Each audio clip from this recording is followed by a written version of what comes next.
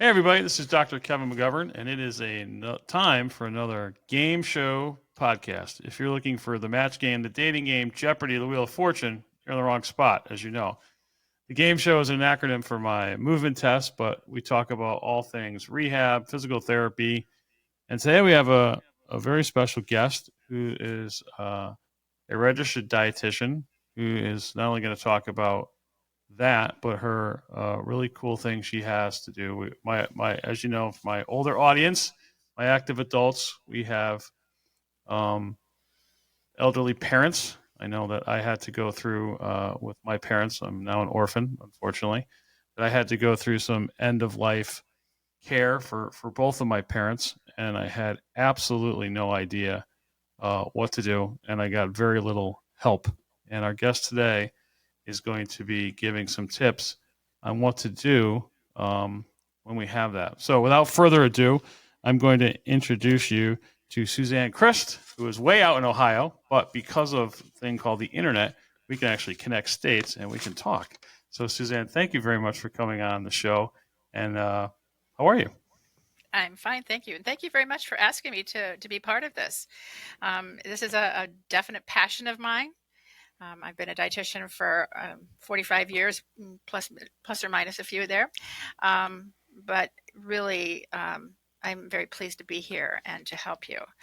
I have been, like I said, involved in very many different aspects of being a dietitian. I started out in the hospital, and after a couple of years there, then I ended up in extended care. Used to be called long-term care, and now they call it extended care. And that's been my focus for over 40 years now, is taking care of those that are in transition, whether it's transition because of surgery, because of infection, because of disease process, or just aging process. So I was, as you said, from Northeast Ohio, grew up in a farm country. I was a farmer's daughter. Nice. I lived in a three-generation home, so I grew up with older adults. My other set of grandparents lived not too far away. We were used to taking care of our elderly in the home. When it was harvest time, they would take those that needed assistance, that had needed help in the home, and as the others went out into the fields, they'd take them to one house, and we'd go and we'd cook and we'd have social time together. And so that's kind of where my background came from, and where my thought process actually has ended up taking me. Okay. So I'm not sure because I don't particularly know the answer to this question, but what is the difference, or what does a registered dietitian do in the medical field, and how does that differ from, say, what a nutritionist would do, which people may be more I'm not sure. I'm more familiar on the nutritionist end, but tell what's the difference between the two and how you guys function in the medical world. Okay, so I registered dietitian, and actually a few years ago they put the nutritionist on the end of it. So we're a registered dietitian nutritionist. Oh, okay. So it has to do with the amount of education. In most cases, it is a 4-year degree, usually a Bachelor of Science. And then you do some type of internship. It could be a master's degree associated. There are various type of internships that you can do. It could be a standalone in a standalone facility. It could be virtual. Now they have virtual internships where you still have to be involved in your community, and you have to get kind of in charge of finding your own niches as far as interns by preceptors, but it's all governed under the Commission on Dietetics, which is part of the American Dietetic Association. Or the Academy of Nutrition and Dietetics is what it's called now. So we've got a lot of changes in some of our names over the years to be more inclusive. So that's part of it. Nutritionist sometimes is not just, but they might take a couple classes. They may go through another type of unaccredited college or education system. So there's some very strict standards behind becoming a registered dietitian as far as the education process and what is mandated. What we do is a little bit different too. If you are a registered dietitian, you can go in and do medical nutrition therapy, where you actually do assessments from head to toe, inside out, labs, functionality, working with therapies, looking at the coordination between, speech therapy and the dietitian when you're talking about dysphagia, working between the PT and the dietitian when you're talking about how many calories somebody's going to need to perform the function of the physical therapy that you have prescribed for them. Do they get enough calories? Do they have enough protein? What are the muscle needs going to be? What kind of bone strength do they have? So what are their labs? Are their labs equal to the fact that they have to have enough calcium, vitamin D, to have stronger bones? What type of therapy? So it really is an encompassing type of profession that can take you down any pathway, even then into the kitchen. That's where I started out. I started out as being a food service manager and taking care of writing recipes, writing menus. Are they nutritionally adequate? What was the parameter set for sometimes each kind of disease process? How many more calories does somebody need that may be going through cancer? How many less calories does somebody need that's not going to have bariatric surgery for it to be successful? But how are they going to get enough protein while they're also watching those calories? So, and then, like I said, food service. We've got registered dietitians in WIC. So we're looking at anything from babies all the way up to our older adult, and all those transitions that go on in life and the life challenges that we're presented with too. So it is an exciting field. We also have registered dietitians now that are working out there in the allergy field. Food allergies. Yep. Food allergies, going to factories and looking at what their processes are, how they're doing it. They work with, different other agencies, the egg industry, the beef industry. So, we are anywhere there has to do with food and people and integration and medical and writing. And now we're on the internet, and we're trying to share what we have and just get the right answer out there, the correct answer out there, and educate everybody so that we're doing the best that we can do for people to give them the best outcomes. Fantastic. So, for those who know me well, over the last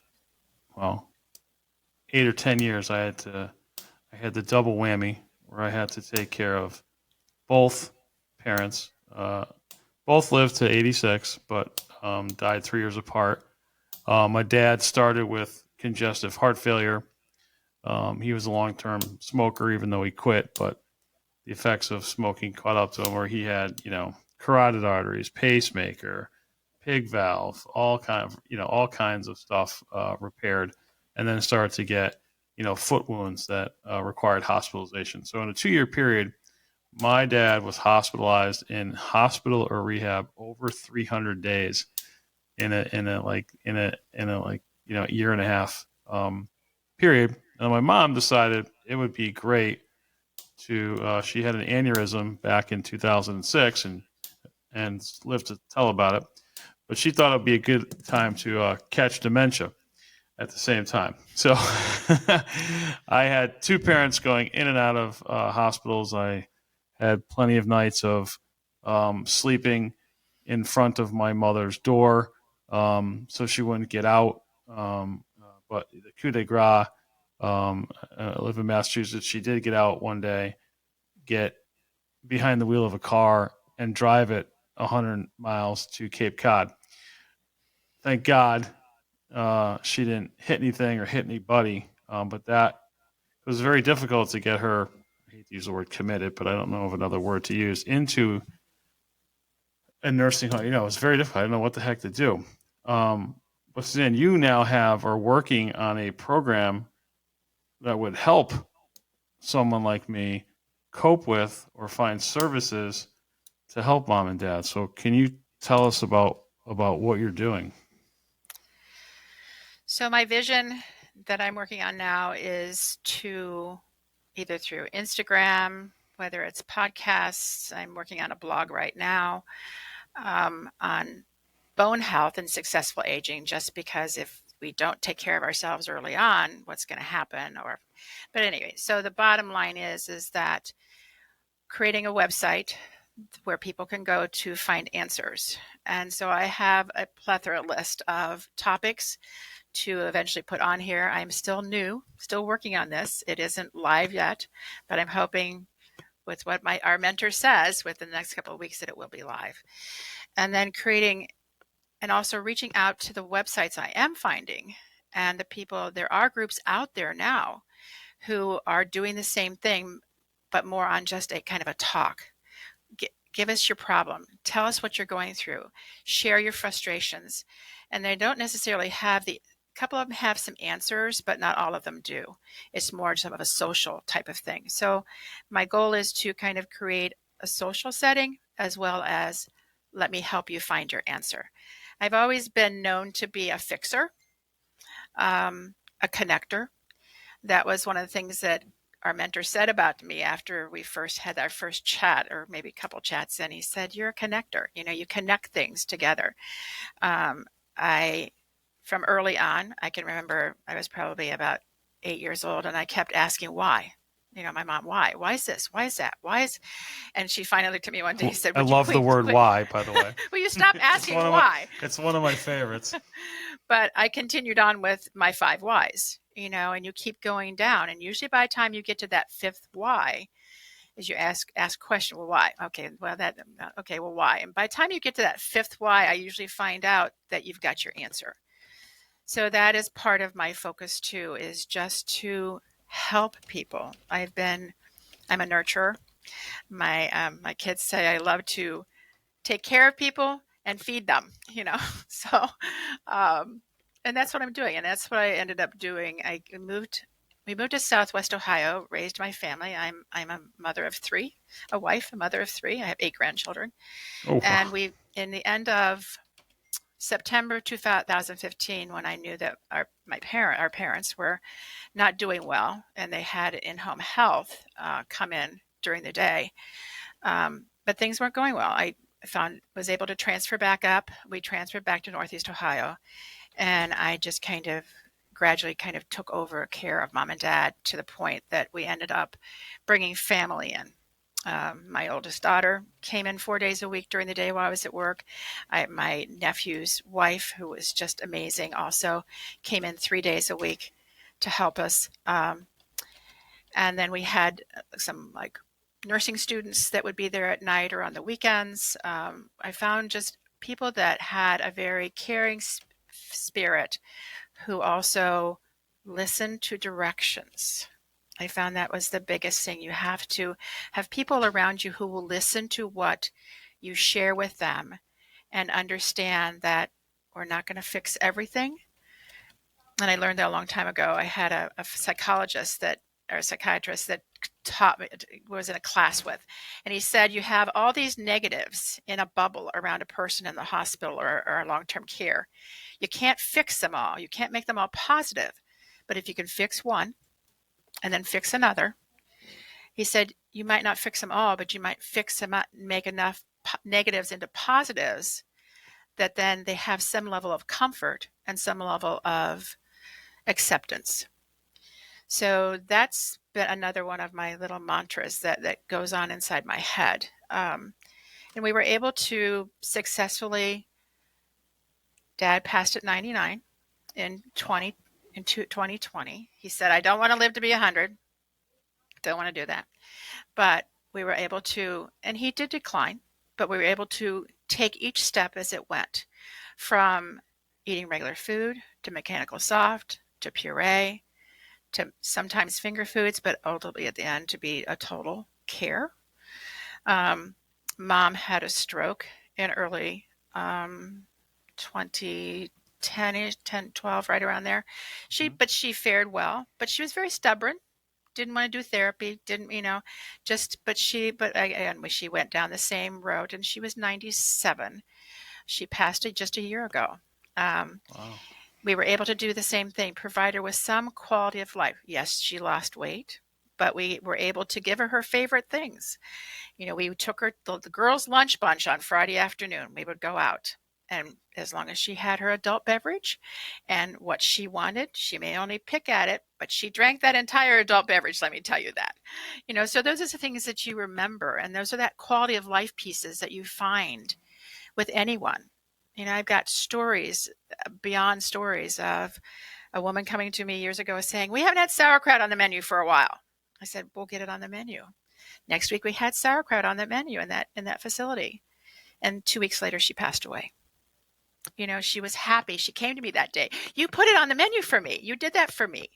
And I said, "Yes, we did that for you because you asked." And then, so those type of things, you find those little things. And then not only then does it bring the person you're taking care of's joy, but it also brings you joy. And that's what we have to find. We have to find grace in what we're doing. We have to find solutions when we can, but we also have to find acceptance when we can't. And it's helping people get through that emotional roller coaster that we go through.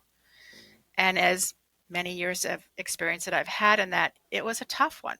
Both of them were tough. I have clients and residents in facilities that I've become very close to over the years that when they've passed, it's been a tough one. And I'll walk in at home and my husband will say, "It's been a rough day, hasn't it?" And I go, "Yeah, it has." And so that's what I want to bring out to the community, is to help people and then help others. It's taking it forward. You help and you take it forward. You move it forward. And there are a couple of people in our niche that we're in classes with now who I've been connecting with. And they said, "I want to talk to you. I want to." And I always say there's enough for and our mentor says that too. There's enough for everybody to help out there. One person can't do it all. But if we share, and I got taught that a long time ago when my first kitchen I walked into, and the manager wasn't excited that I was there, even though she was going to retire, and she was always kind of grumbling at me. And one day I walked in the kitchen, I said, "Oh, we have this next issue that we have to take care of." And she said, She pulled open the drawer, she pulled out the big old flat cleaver, whapped it on the stainless steel table, and looked at me. And I said, "In the office." And I went in and I said, "What's going on with you? I'm not a threat to you." And she started laughing and she said, "I just wanted to see how long it took you to take me on." And from that day on, we were fine. And sometimes we have to go about taking care of our residents that same way. We have to just nudge and nudge. And finally, that comes that day. And I had it with my mom, where you just kind of say, "What do you want?" And they open up and they share, and then you can move forward. Right. So. Yeah, I know. I think the tough thing, my dad would always tell me what he, sneak him in this, sneak him in that. That was easy to do when he was in the hospital. But, it became difficult. And I'm sure you've had to deal with when we have a memory care person, what do you want? Well, I need to finish my homework from yesterday.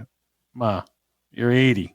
You're not in 8th grade anymore. But as you know, after 2:00 in the afternoon, that memory care person can turn into someone who you don't recognize with the sundowning. And that was for me, that was the difficult thing. It's like, oh man, this is just not my mom. And I always remember my mom saying, "Don't ever let me get like this. Put a pillow over my face. Don't ever," so I struggle with that every day, that at some point I just couldn't safely, keep her in the home or without killing myself. Right. I mean, I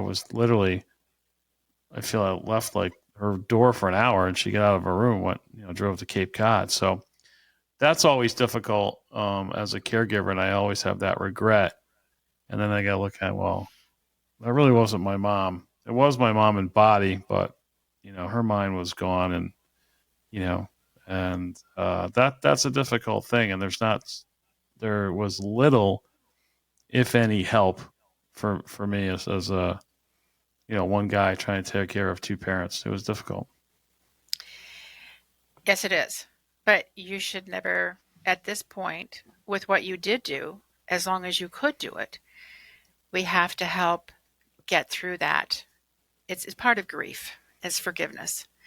There are times that, I even think back about, did I do this right? Did I do that right?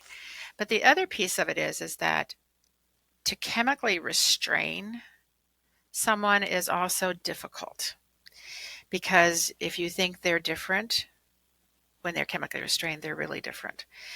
And I believe that we still have a long way to go with helping our aging family members or people in the community. And I'll share something with you. My mom and dad really never took a lot of medication. So when I went to the physician, when dad was, one of the times, and I said, this doesn't make sense to me, what you're doing, and I understand why you're doing it. He's got heart failure. He's got this, he's got that. I understand the reason behind the medication, but the outcomes are not providing him with any quality of life. So I'm going to go back a little bit here. In the early 1980s, I started in nursing home in 1979. I was part of that movement of nursing homes had the skeletons in the closet like the hospital did. That whole thing about we're starving people, they're not eating, we've got wounds, our outcomes are very poor. And so I looked at the menus that were in front of me when I first went into the nursing home, and I went to the administrator and said, we can do better than this.